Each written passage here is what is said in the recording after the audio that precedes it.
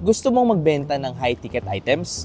Baka kailangan mo muna magbigay. Hi, I'm Marvin, founder of Mosh10. Here's a strategy na ginagamit ng mga top earners para makuha ang trust ng kanilang market ng mabilis. Isa sa mga powerful principles ng persuasion ay reciprocity. Ibig sabihin, kung magbibigay ka, may tendency na magbalik din ang ibang tao. Lalo na kapag mataas ang presyo ng produkto mo, kailangan mong magbigay ng value. Halimbawa, nag-aalok ka ng high-ticket coaching program. Imbis na agad i-push ang sale, magbigay ka ng free webinar, free ebook, or free consultation. Dahil may value kang binibigay, mag-iisip ang potential client na kung ganun ka-generous sa free content, ganun pa kaya kapag binili ko yung full program? Kapag nagbigay ka muna ng value, mas madali silang makikinig sa'yo. Ang concept na ito, hindi lang para makabenta, kundi para magkaroon ka ng deeper trust at loyalty sa customers mo.